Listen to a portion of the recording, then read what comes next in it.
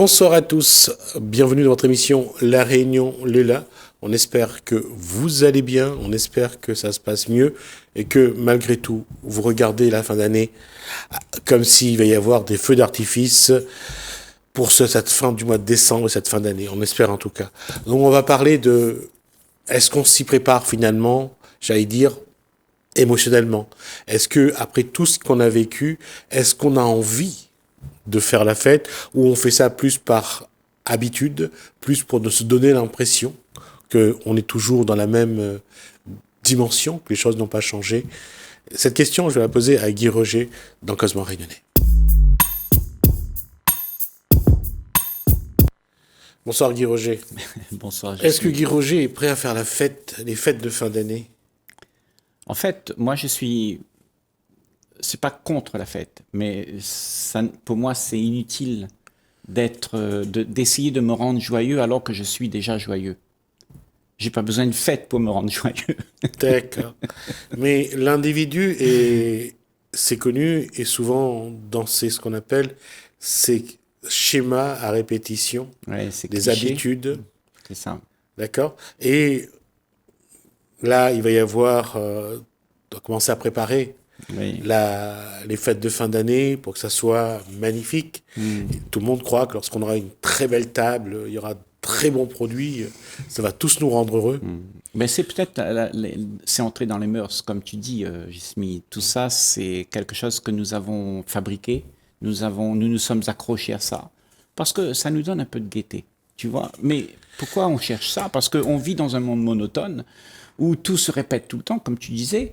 Et puis au bout d'un moment, ben, on cherche un peu de gaieté. Et on trouve ça dans la fête, dans l'amusement, dans la distraction.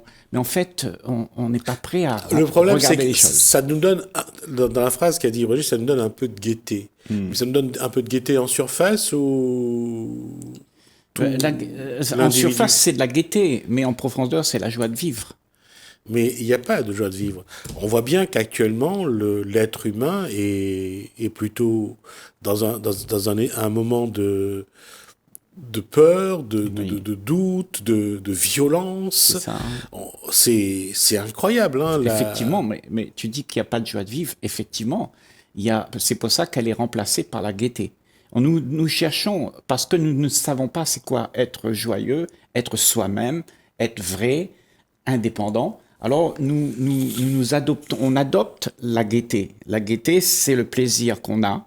Et tu vois, on n'en a jamais assez. Parce que c'est futile, c'est éphémère. Oui, mais je vais mettre le pied dans le plat et ça va pas sans doute pas plaire, mais je suis désolé. Mais je veux dire que depuis le début de cette crise sanitaire, l'être humain est parti un peu à volo. Son schéma de comportement, son schéma de fonction, Pardon, à volo. à volo. C'est pas un peu dans tous les sens. D'accord. D'accord? Alors tu dis ça comme ça, j'avais jamais entendu ça à volo.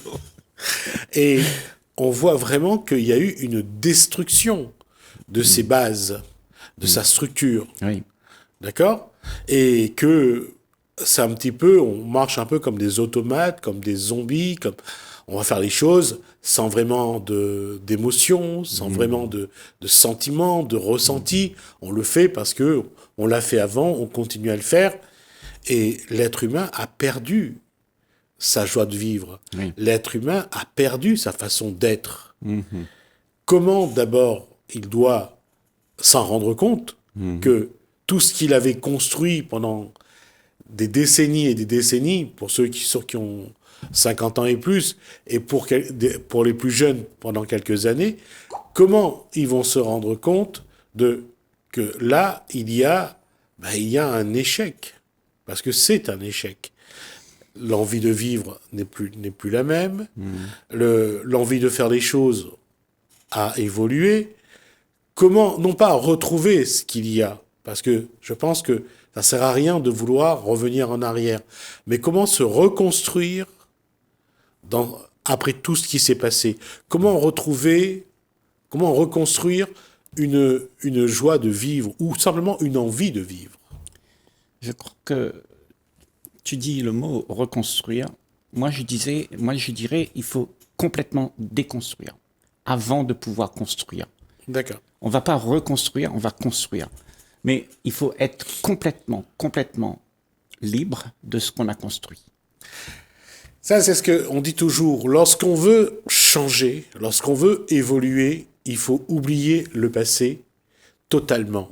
Oui. Déconstruire. Déconstruire, démanteler, déconditionner tous les schémas de pensée qui se sont installés. Parce que ça, c'est comme tu dis, ça se répète, et même on en est inconscient. On fait des choses qu'on ne veut pas faire, mais on fait quand même parce que c'est l'habitude, tout le monde fait, ben on le fait. Et nous vivons dans un monde où il y a une grande inconscience dans toutes nos actions. Les actions, aujourd'hui, tu regardes, elles sont... tout le monde va... C'est comme un courant qui coule inconscient. On fait des choses comme l'humanité le veut, et l'humanité continue comme ça. L'humanité que nous connaissons, toi et moi, et qui existe depuis très longtemps, elle a toujours fait comme ça. Inconsciemment, elle coule. Toi, qui fais partie de l'humanité, peut-être que tu peux te rendre compte que tu souffres, que c'est pas ton chemin, tu te sens mal là-dedans. Alors tu commences à observer, tu commences à te dire, mais qu'est-ce que je fous là? Alors tu commences à élever un peu ton regard au-dessus de la masse. Et tu vois tout ça. Tu peux voir que tout ça, c'est quelque chose qui ne te donne pas la joie, qui te donne plutôt des problèmes, des inquiétudes, parce qu'il faut que tu alimentes toujours plus et plus et plus d'envie pour pouvoir exister comme le monde le veut, tu vois. Et ça ne s'arrête jamais. Alors quand tu vois ça, je dis, regardez ça, ça te déconstruit. Cela te déconstruit quand tu regardes comme ça. Oui, mais j'en reviens, moi, au sujet de cet échange, c'est comment l'homme ou la femme doit continuer à se déconstruire pour mieux construire autre chose. Oui. Alors, la construction, elle n'a pas besoin d'être faite parce que c'est quelque chose que tu es déjà à l'origine. À l'origine, tu es déjà tout ce que tu as besoin d'être. Mais nous sommes devenus quelqu'un. C'est ce devenu que nous devons considérer, abandonner, pour que le naturel revienne. Oui, mais on a bien vu depuis le début de la crise, les gens qui crient au retour de leur vie d'avant ne veulent pas déconstruire. Ils s'arc-boutent, ils s'accrochent. Voilà. C'était ma vie et je veux la retrouver. Souffrance. On s'accroche et continue la souffrance et se perpétue les générations en génération de notre petite société où tout le monde cherche à s'accrocher. Et il n'y a aucun sens à tout ça. Il y a une chose quand même qu'il faudra quand même essayer de regarder, c'est de se rendre compte que c'est pas simple d'abandonner sa vie d'avant. Bien sûr. Parce que justement, c'est comme je te dis, Jismi, si tu ne vois pas qu'est-ce qu'elle est cette vie, parce que cette vie d'avant, on l'a fait inconsciemment. Elle est devenue quelque chose qu'on a répété sans vraiment réfléchir. C'est inconscient. Tu vois, ce sont des actions compulsives, réflexes, parce que il y a quelque chose, un vide à remplir, il y a quelque chose qui doit être comblé. Et tu vois, tout ça, c'est des actions compulsives. Et ces actions compulsives, toi, qui es un être humain, tu peux voir ça. Il faut que tu les vois, parce que si tu ne vois pas ça, tu ne vois pas ce que tu fais dans l'inconscience, eh ben tu ne pourras pas prendre conscience. Donc, regardez comment tu manges, comment tu bois, comment tu causes avec monsieur le maire, comment tu causes avec monsieur le jardinier du maire, comment tu traites le chien. Tout ça, ce sont des actions qu'on fait tous les jours. Hein, comment tu dis bonjour maman, et comment tu rentres dans une boulangerie, tu dis bonjour monsieur, bonjour madame, bonjour, au revoir. Et tu sais, tout ça, c'est des choses répétitives. Est-ce qu'on peut se rendre compte qu'on est comme ça? Si tu te rends compte que tu es comme ça, si tu es un observateur de ça, eh ben, il y a une intelligence en toi qui va juste jaillir comme ça. Parce que c'est pas toi. Tu réalises tout de suite que ça, c'est pas vrai. C'est quelque chose de faux. Tu es en train de vivre faussement. C'est pas ce que tu es. Oui, mais le problème, c'est que quand on sait bien que les gens s'accrochent à des clichés de leur vie d'avant. Leur barbecue, leur piscine. Toutes les mémoires qui sont belles, quoi. Voilà, toutes ces images qui donnent l'impression que c'est une belle famille, qu'on s'entend bien. C'est toujours la bouche pleine, d'ailleurs, qu'on s'entend bien. Et un peu d'alcool, ça aide aussi. Donc, tant mieux, hein, attention, je ne critique pas cet état-là. La seule chose que je dis, c'est que, mais est-ce que ça veut dire que c'est vraiment le bonheur? Est-ce que ces moments-là signifient que les gens sont vraiment heureux? Ou c'est juste une façade pour se, quelque part, consoler un peu de cette misère qu'on a dans notre vie? Est-ce qu'on ne se ment pas à soi-même? D'autre part. Et c'est ça le problème. C'est que, tu vois, se mentir à soi-même, c'est quelque chose d'attrayant. C'est quelque chose qui te réconforte, qui te donne une espèce de sécurité. Parce que tu te racontes des histoires qui sont fausses. Et ces histoires, te fait passer à travers l'existence un peu mieux. Tu vois, tu es réconforté. Parce que tu ne veux pas voir la réalité. La réalité, c'est qu'il n'y a pas toutes ces histoires. Toutes ces histoires qu'on se raconte, il n'y a pas, ça n'existe pas. L'histoire du Père Noël, ça n'existe pas. Elle est belle, l'histoire. Mais la beauté de l'histoire, elle est seulement dans ta tête. Mais tu ne peux pas le vivre. Je vais me faire l'avocat du diable en utilisant ce terme pour être plus simple. C'est que, alors à quoi faut-il s'accrocher? Quelle image faut-il donner aux individus pour qu'ils aient vraiment l'impression, ou sont vraiment heureux, ils sont vraiment pleinement heureux? Parce que on leur a dressé des décors pour les rendre heureux, un petit peu comme dans les parcs à thème, hein, que ce soit chez Disney, que ce soit chez Astérix ou autre. On crée un parc, et puis quand l'enfant arrive, c'est la féerie, il y a tous ces personnages l'enfant voit à la télé. Et quand je dis c'est l'enfant, c'est aussi les adultes, hein. Moi, j'ai été dans un parc, ceux qui vont embrasser les personnages qui sont là, c'est pas seulement les enfants, c'est aussi les parents, les adultes. Donc, on voit que l'être humain a besoin de vivre dans un monde virtuel. Il a besoin. Mais est-ce que c'est une réalité vraiment? Ce besoin, c'est quoi? La question n'est pas des réalités. C'est pourquoi l'être humain crée ce besoin d'une vie virtuelle. Oui. Les jeux vidéo, Oui. le cinéma, le livre. C'est une bonne question. Pourquoi? Pourquoi sommes-nous ainsi? Pourquoi en est-on arrivé à là? Qu'est-ce qui nous est arrivé à nous, les êtres humains, que nous ne savons pas être naturels, être juste ce qu'il y a à être, mais nous voulons être ce que on se projette dans la tête? Pourquoi? Est-ce qu'on a peur d'être en face de notre réalité à nous? Parce que ce monde-là, ce monde qu'on projette dans sa tête, on peut la façonner, on peut mettre des guirlandes, on peut mettre des fleurs, on peut mettre beaucoup de couleurs, c'est joli, il y a plein de fleurs. Ça attire. Non, on s'y sent bien surtout. Oui, mais ça attire le regard des autres. Ouais. Et avec ce regard que les autres, ils ont, dit ça, c'est bien. Donc, on t'accepte dans une conformité à la norme que tout le monde adopte. Et moi, je dis que là, tu vas sombrer dans la déprime parce que il manque quelque chose en toi. Tu es en dualité.